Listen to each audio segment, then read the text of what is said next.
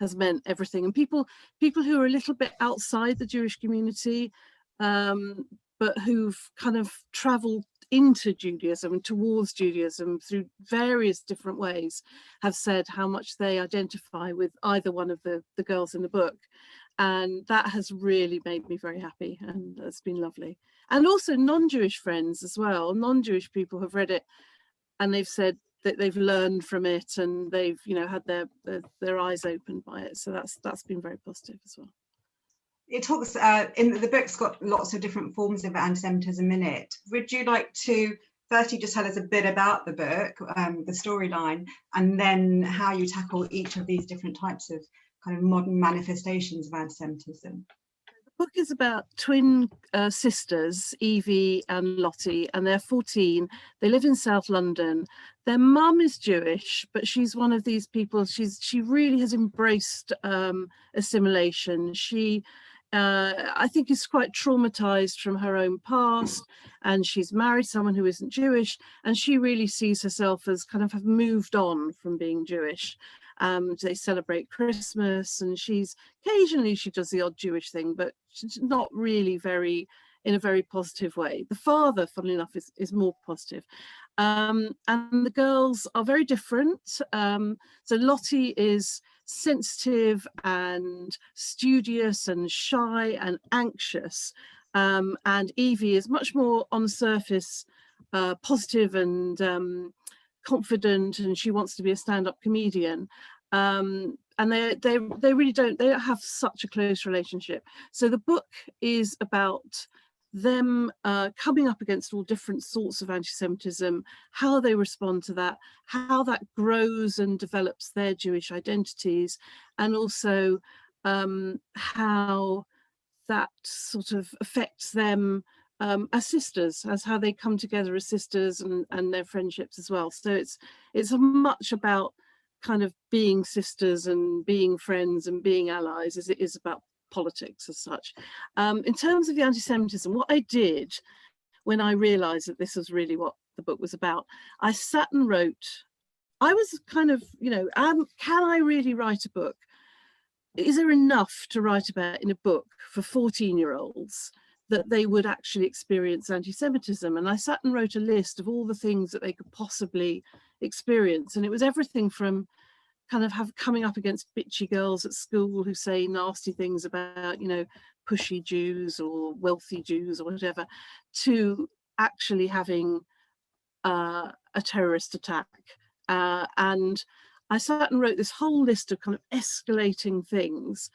And I thought, you know, really, even as at the age of 14, there's an awful lot that you can experience in real life, but also as an author, work into a plot. And so the plot is really about all these different forms of anti-Semitism escalating, you know, ever so gradually, and also very much working from life, you know. So it's every single thing in the book I had a real example of, and very much looking towards things that have happened in Europe and things that have happened, well, especially there's a character who's come from Paris and who's suffered, you know, appalling anti-Semitism there.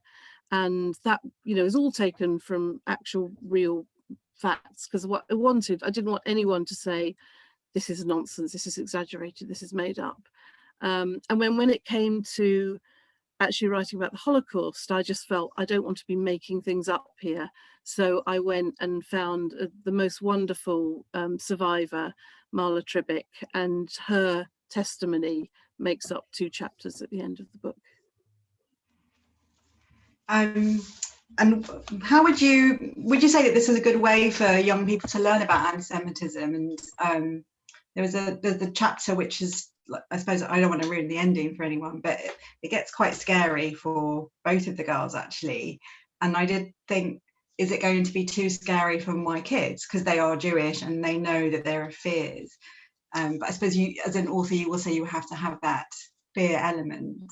Well, I felt I was really worried about that. And someone said to me really early on, how will Jewish children feel about reading this book? Is it going to scare them? Is it going to make them more anxious? So without giving away too much well, it is a bit of a spoiler, but I was, you know, what I would not have done would actually be describing in great detail a terrorist attack in a Jewish place. So my emphasis was, if you're in a Jewish place, there is security, you will be safe, there is a way in which people will keep you safe. And I looked at, you know, the actual security measures that are in place and how that would actually, you know, be dealt with. So I wanted Jewish kids to feel that, you know, yes, when they walk past a security guard, the security guard is there to keep them safe, not the security guard is completely hopeless and someone is going to come and attack them. So that was really a big worry of mine and a big concern. But I feel there's so much anxiety anyway, and actually terrorism is something that can happen to all of us in any case. And I think kids of 14 were very, very affected by the Ariana Grande concert bomb, you know, so I think it is part of their everyday life. And I think that hopefully what my hope is that it will make them feel stronger and braver in their Jewish identity, without feeling that anti-Semitism is such an overwhelming thing that they have to hide and they have to, if you like, move away from being Jewish because it's just too frightening. And that I think is something that, you know, we almost don't discuss and don't think about the effect that anti-Semitism has. But the last few years, when anti-Semitism has been so much talked about and so much sort of an issue in Britain, I think a lot of us have felt, you know, it's really something now we have to confront and look at in a different way, you know, actually maybe be a bit more, rather than going, oh no, that was in the past, you know, let's not worry about it. No, we have to actually talk to our children about it and say, this is how we go about fighting it. This is how we actually, you know, stand up to it. So hopefully, I think if, you know, if someone's anxious, they're going to be anxious, but they're going to be anxious anyway. You know, it is a fact of life, unfortunately. Yeah. In the book, the characters have a kind of reawakening to their Judaism, and I suppose in some ways we could say that a lot of people did over the Semitism that we saw in politics. I don't know if you want to talk a bit about that, but also your book makes it very clear that the beauty of Judaism, that it's not just something to make us frightened. So I really wanted something very positive. Well, right at the beginning, I talked to an editor in America, and they said, well, there are two sorts of Jewish books that do well in America for teenagers. One are Holocaust books, and the other thing is what they called a flight from orthodoxy. So books about the strictly Orthodox community and people escaping, if you like. And I that rankled with me, because I thought, what about a flight to orthodoxy, or something that is not about the strictly Orthodox community, but is about the sort of community that we have in Muswell Hill, you know, as an Orthodox community, but a modern Orthodox community, and a modern Orthodox community which has got all sorts of different Jews that are very happily part of it. So I wanted to do something positive, and I wanted to buck that trend, if you like. And having twins was great, because one twin was able to go on that journey and start on that journey, and through making friends with someone who's much more evolved than her, experience things like Friday night, and she goes to shul for Purim, and she loves it, and she falls in love with the whole thing. And it was a bit of a challenge for me to write, because that's not, you know, it's sort of all the things I take for granted, I had to suddenly write about as though they were new and different and doing it for the first time.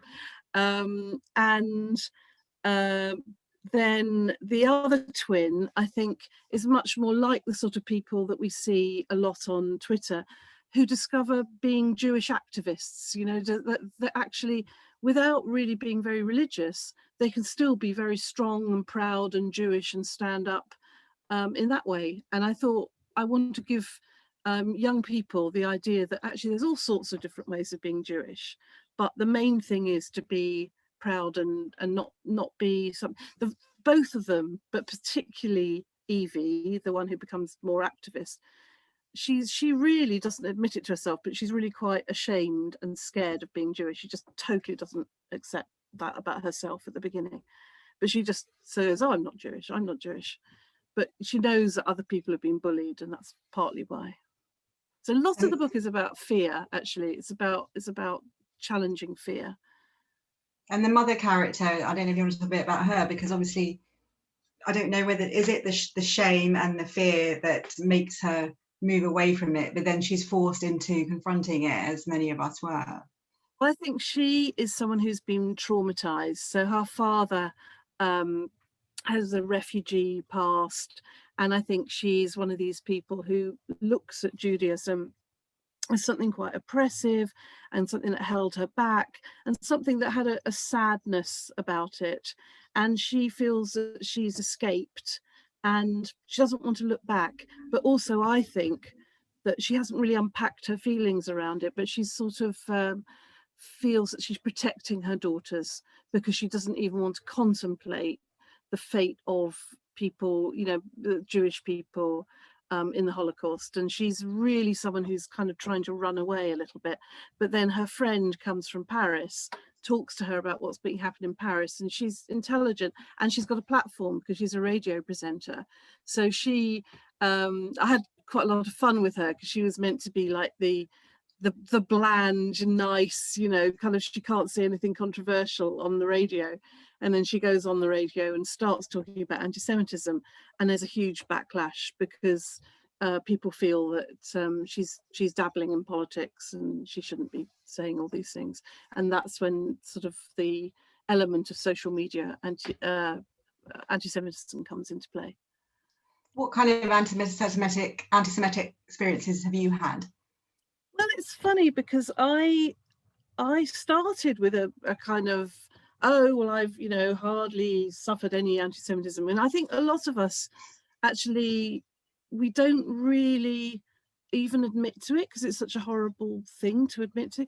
But I have, I worked in an office with someone who was a Holocaust denier and who would talk about the Holocaust in terms of, oh, well, it's all exaggerated, it's all, that was really unpleasant. My husband, when he was growing up in Manchester, people would shout "Christ killer" at him in his little, King David blazer.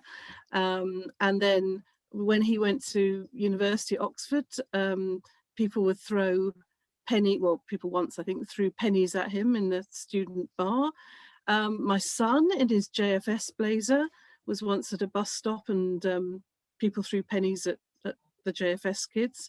And that's really basic anti-Semitism. My daughter she went to a sixth form college in East London, and she was once in a economics class, and they were in small groups talking about Tesco, and one of the boys said, "Oh, Tesco, that's owned by Jews, and they run the world. They run the world, don't you?"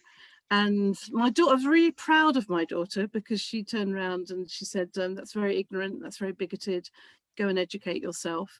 But I also know that she, at this sixth form college, where I would say, she was in various. There are very, very few Jewish kids, very, very few middle class kids, very, very few white kids. And she, I don't think, then followed that up with the "I'm Jewish," but she did challenge it, so that was good.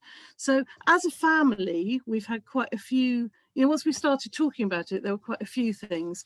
And then I always have this thing, it's not even that people do it to me, but certainly on Facebook, during all the Jeremy Corbyn stuff, I was really shocked at some of the comments that people who are, otherwise lovely, lovely people, but they would come out with things that I found quite shocking. And it was because they could not believe that there could be anti-Semitism at the top of the Labour Party.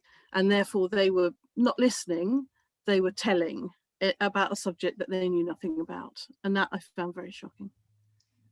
Do you find, and that's something that I found, that a lot of people seem to think that the anti-Semitism began and died with the Holocaust, that was part of the reason for the shock. So this is a kind of great explanation of how you can see it in I today's I society.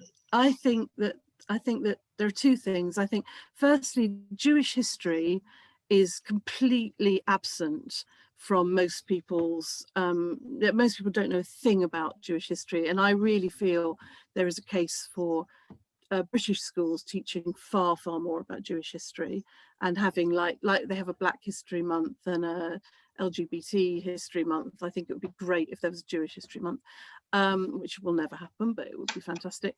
Or even And a day would be nice, wouldn't yeah, it? well, I think unfortunately what we have is Holocaust Memorial Day, Yeah. so it's all very Holocaust focused, and I think it should be much broader than that. The other thing I think is that people don't understand the interconnectedness of anti-Semitism. So you get this thing where people are kind of going, oh, well, you know, almost like, well, if it's not Auschwitz, it doesn't really count. But for us, every little thing is connected, and we are so connected with the past. So I think part of the Jewish sensibility is being very aware and plugged into the past as well as the present and the future. So, and I think people don't get that. So I'm hoping the book will sort of introduce people, young people. The great thing about young people is they don't come with prejudice, hopefully. So their minds are open and they're hugely empathetic. So I'm hoping that it will be a good introduction to them, and maybe hope they will then have an open mind and, you know, go out and find out more. Yes. And just before I open it up to everybody, so please start putting your questions in. I want to talk, I mean, the kind of, you know, the book kind of ends happily. It just kind of made me think about another webinar I went to today, which is Ben Freeman talking about Jewish pride, and he's on the cover of the Jewish Chronicle this week. And so he's also got a book out this week and it's all about Jewish pride, and that's kind of, you know, you've tapped into that as well. And I think probably British Jews, we've been through something really difficult, but we've come out of it stronger, and we're proud because of that. And you've got an element in that in your book as well, haven't you? Yeah, I think for me it was a real challenge to work out how to end the book and how to end on a positive note, and I really thought about, well, you know, what are we like as Jews? How do we cope? And I thought we are people who love to celebrate, and who actually, because we've had such a traumatic history, we love life because we understand how precious life is and how precious the good moments of life is. And I think that's a brilliant message for kind of everyone. You know, it's not just a Jewish thing, that everyone needs. And I think maybe the pandemic actually has made us all a bit more open to the idea that life is incredibly sort of fragile and precious, and that actually, you know, when we toast to life, which is the right at the end of the book, you know, that we are actually celebrating, you know, the fact that we've survived. And I think, you know, at the moment throughout this pandemic, you know, we actually want to go out and celebrate the fact that we've, you know, some of us have survived it. And I also found, so for part of the book, I spent a lot of time with Marla, hearing her story and talking to her. And for me, I had not really talked to a survivor one-to-one like that. And I came out of that with such a wonderful feeling from her love of life and her, you know, sort of, we would talk about all these terrible things she'd gone through. And then we talk about things like hairdressers and flowers and cakes and things. And I just thought, wow, I can learn so much from her, just, you know, ability to just go through all this and then love life, you know. And so that for me was the ideal ending, you know, sort of laugh and celebrate. Yes, definitely. So I'm going to open up just two questions that have been put in the chat room. The first one is from Laura Blaskett, asking, do you think this book is a British book, or would it work for readers around the world? Well, obviously, I would massively hope it would would work for readers around the world, and I'm hoping that, I know it's out with lots of foreign editors at the moment, so, you know, hope so. But I don't know. I think a lot of the themes are universal, and I think that certainly thinking about the emotion of fear and what fear does to us is a universal thing. Definitely.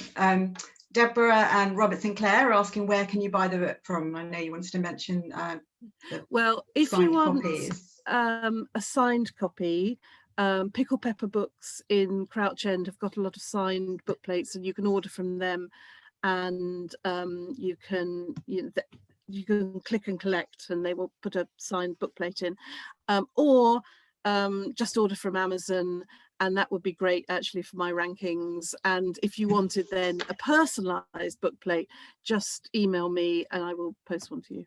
And I think through Beth you can email me. Who's this? Nikki is asking, is there an attempt to explain anti-Semitism in the book? I think the whole book. Well, I think that's quite interesting. So I was not interested in actually interrogating the minds of the anti-Semites, because I think the danger of that is then they come up with their, sort of pathetic reasoning, and people might go, oh yeah, well, absolutely. So it's much more, it's not so much about the why, it's more about the history and the effects, and standing up to it, I think. So yeah, it's sort of, there's a lot of history there, but it's not, I wasn't so interested in looking into the hearts of anti-Semites, frankly.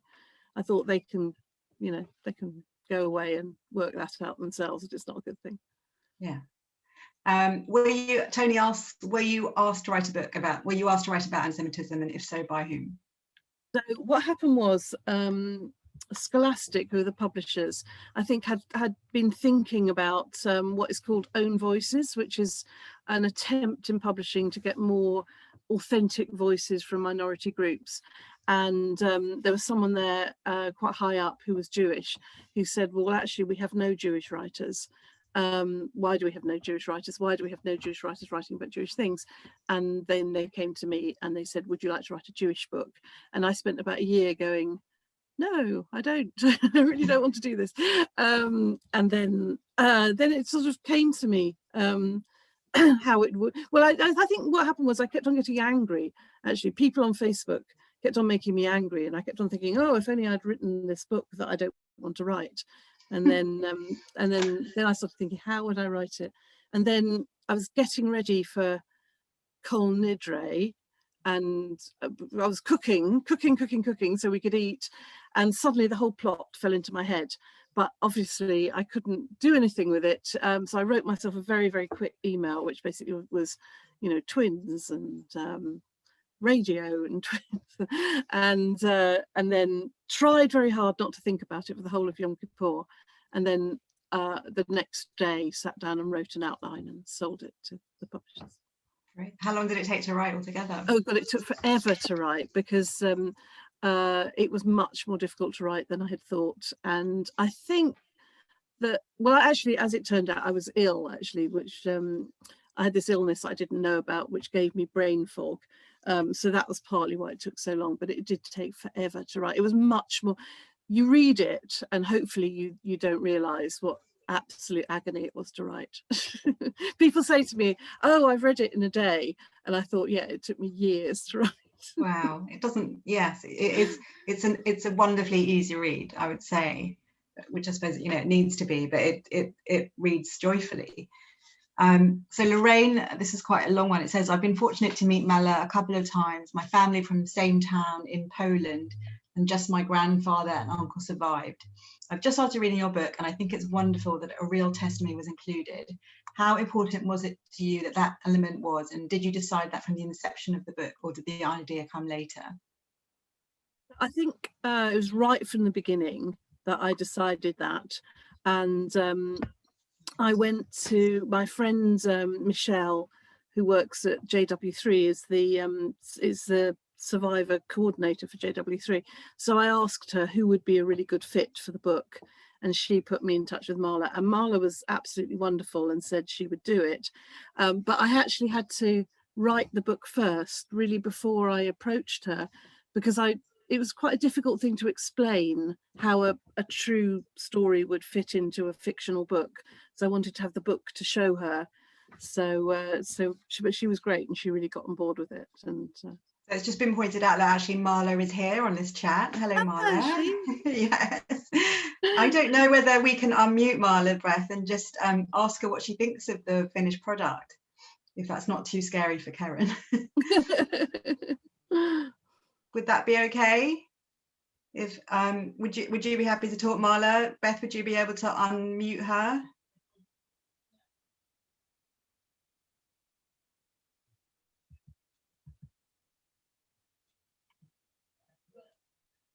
I'm hoping that Beth can hear me. Oh, well, hello everybody. It's nice to Marla. listen to the discussion. And well, what can I say? It was really lovely working with Keren. And we really talked for hours, not necessarily about the Holocaust, but generally about the book. And then, oh, I'm going to just switch it off. I don't know who it is. Just come off the phone. Yes, I read the book and I really liked it. It was, first of all, very easy to read, easy to understand. It just flowed. It was, I just told them I can't speak to them. Will you too? Hello? Oh, Michael, I'm on the Zoom, but I'll come back to you very soon, okay? Yeah, okay, thanks. Thanks, bye. It's my lovely nephew, one of my health got nephews, my 3 health got nephews. Yes, so I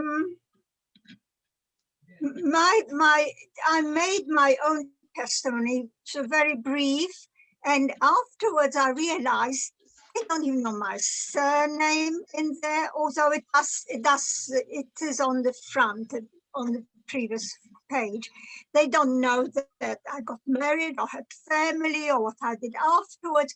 But then I thought it doesn't matter. It just tells my story in hopefully not too a horrific way, because I tend to, you know, understate instead of, oh, some people overstate, but I can't always bring myself to tell the full horror of what I felt at the time.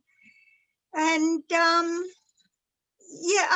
when I think about the whole project and the scheme, and as Keren explained to me, I think it's a good way to introduce the Holocaust. I don't normally go around announcing that I'm a survivor or anything like that.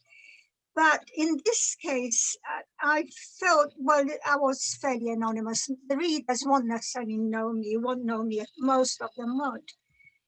But it's a good way to do it, because it was a good idea to actually show in the end the consequences of anti-Semitism, what it led to not so very long ago.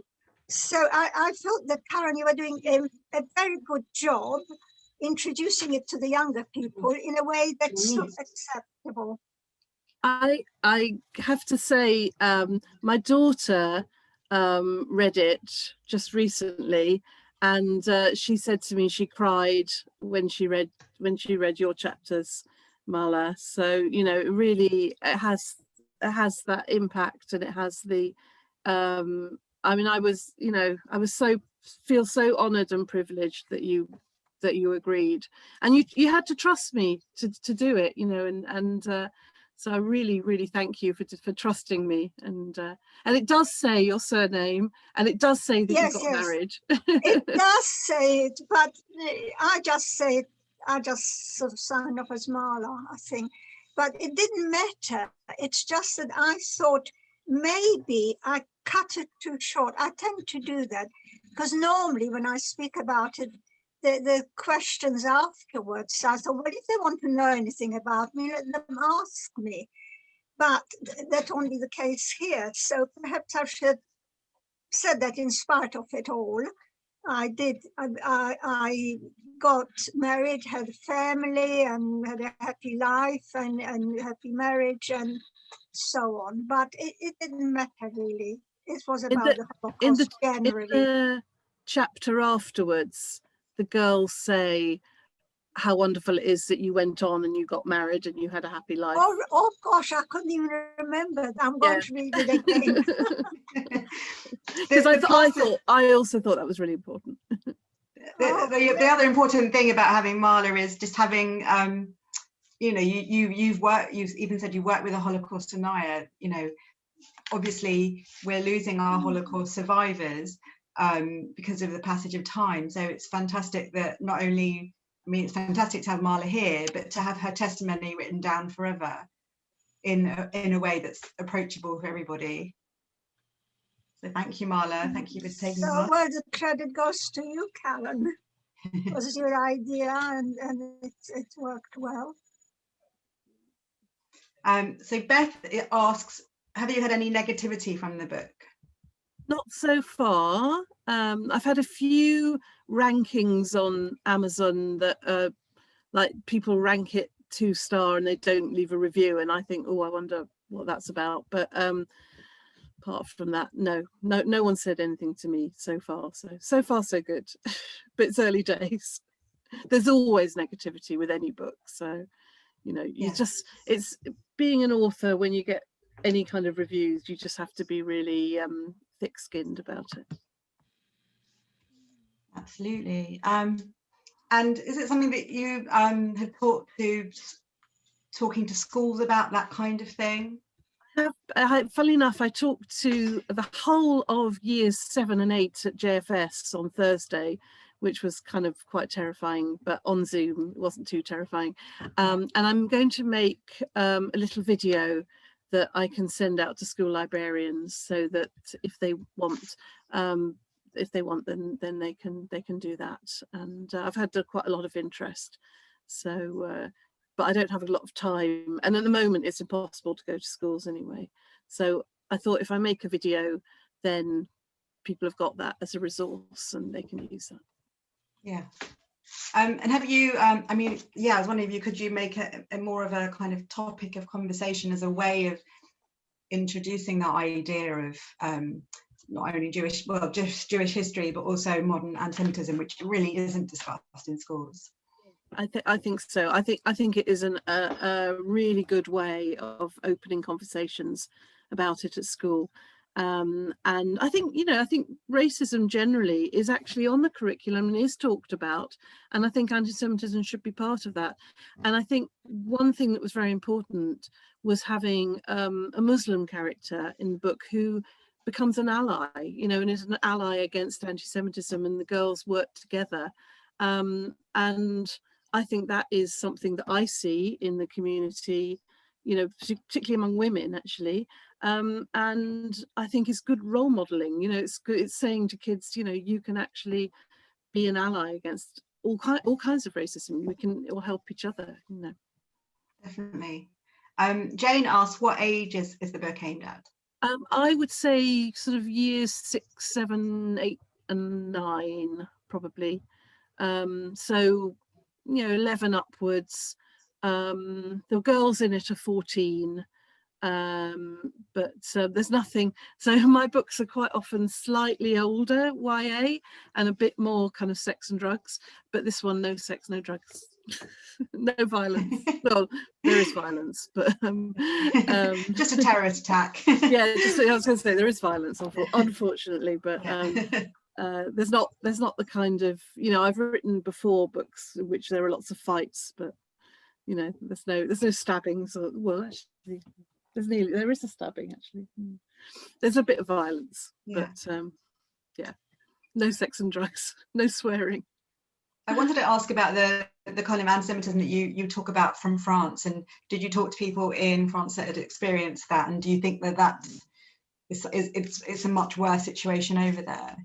I think I didn't so much talk to people, but I did look at a lot of news reports and a lot of stories about it, and it is something I'm very aware of.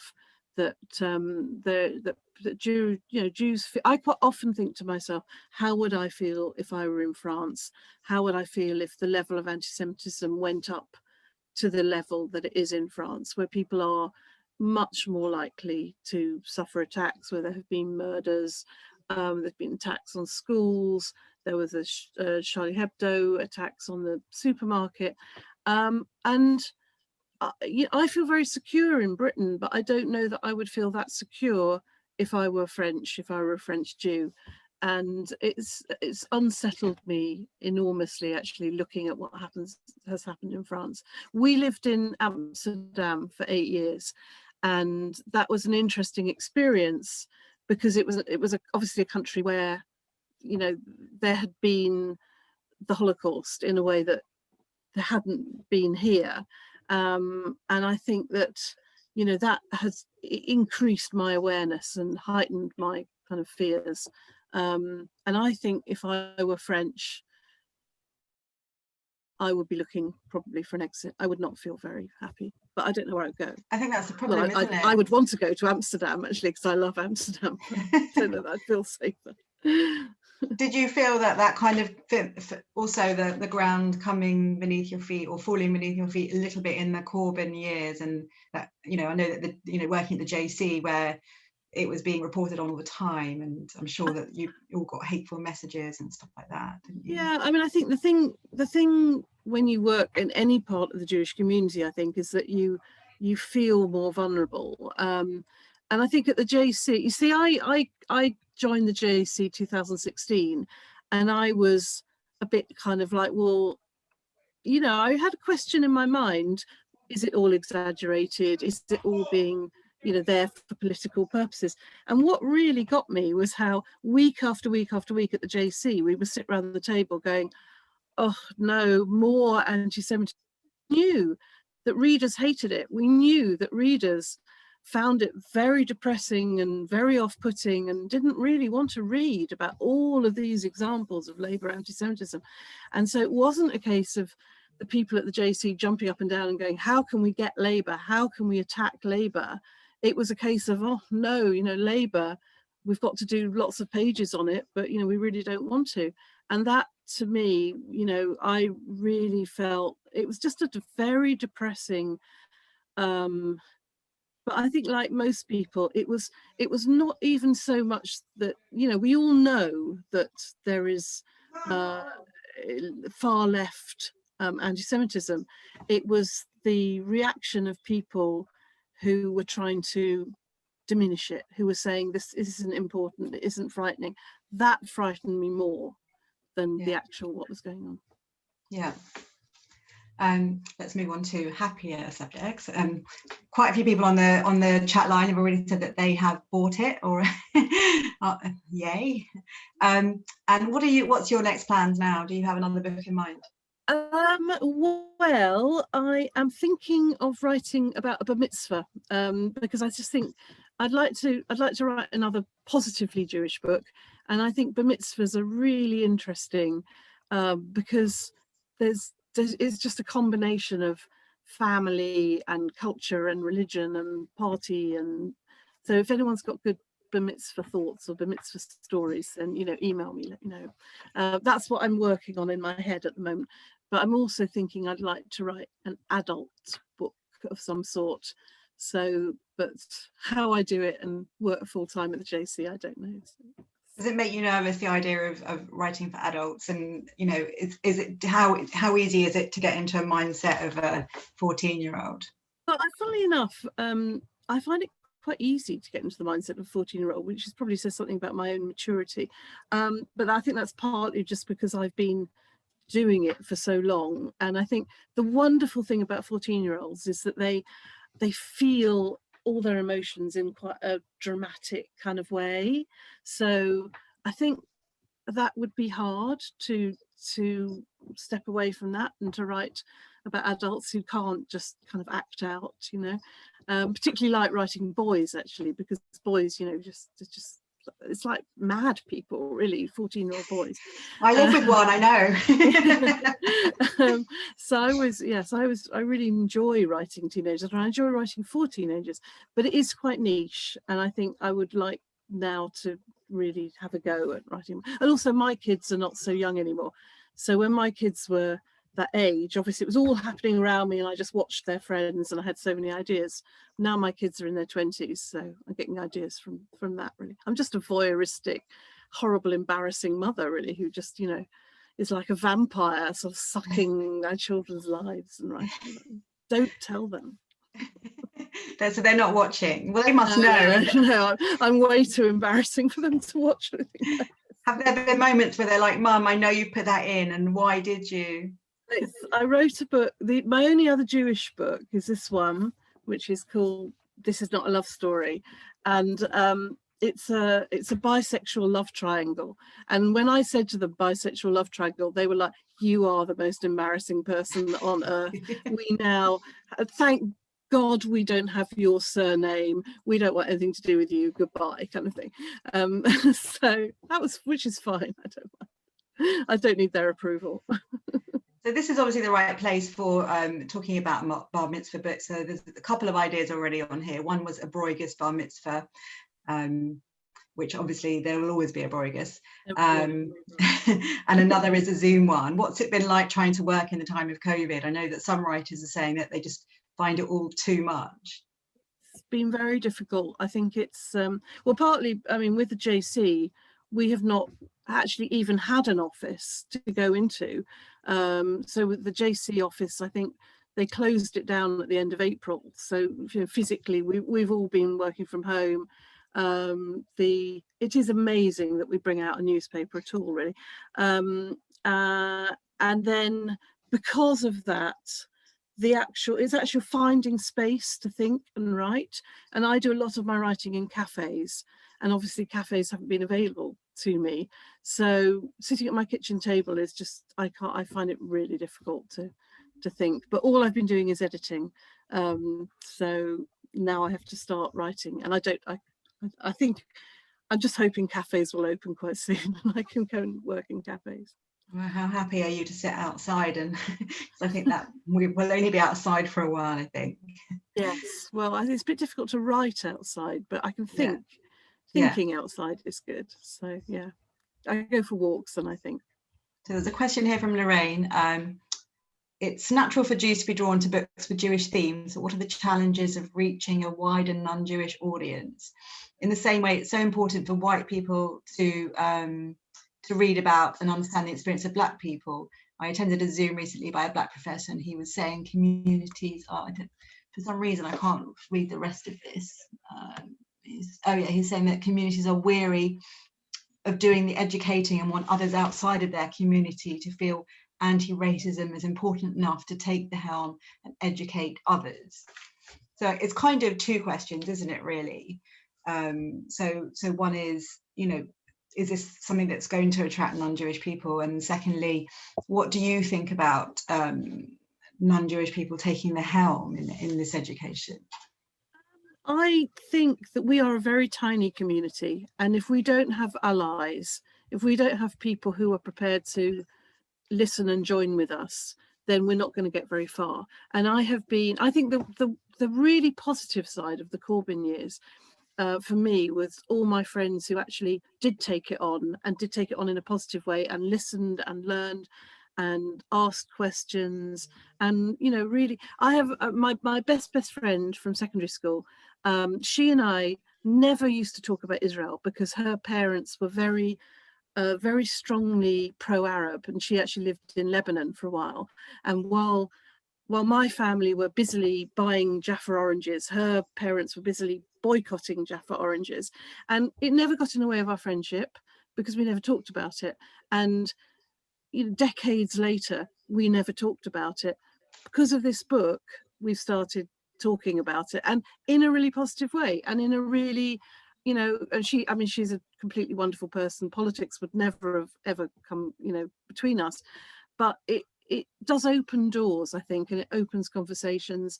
And I think a lot of kids sidle up to me in schools and kind of go, "Oh, miss, you know, are you Jewish? I'm Jewish," but they haven't really owned being Jewish, and that's partly because I think there are a lot of kids out there who are like the girls in the book, who've maybe got one Jewish parent and one non-Jewish parent, and they don't really feel fully part of the Jewish community.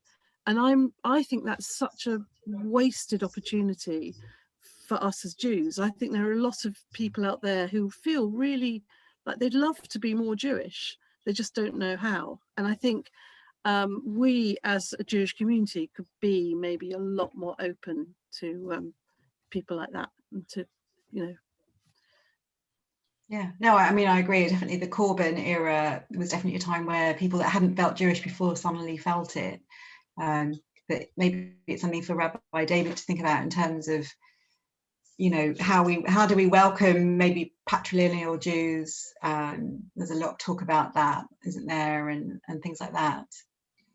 I grew up in a really small community in Welwyn Garden City, and you know, we were just always delighted when anyone was even vaguely Jewish. You know, like when you grow up in a tiny community, like anyone Jewish is just like, it's like family. You know, it's you don't ask too many questions. Yeah, that's definitely the plus side, isn't it? That wherever you meet another Jew, then they are family. I don't know if anyone else has got any other questions. Otherwise, we've taken up plenty of your time on Valentine's evening. Yeah. I'm so pleased people came on Valentine's evening. Yeah. I thought everyone would be having romantic meals. Or just talking to each other. Everyone's sick of the sight of each other. Thank you both, Nicole and Keren. What a fantastic evening. Thank you so much for writing such an important book. You know, hopefully lots of teenagers will actually pick this up and read it and get educated, not just in our community, but the outside community. And Marla, thank you very much for joining us. Real pleasure for us. Thank you. And anybody that has come from out of Muswell Hill Shul, really welcome you all, and hopefully you'll follow us. We have a speaker every week, all different types of people, and you're more than welcome to join us. So thank you very much and have a good evening. Thank you. Thank you. Bye. Bye. Bye. Yeah, I left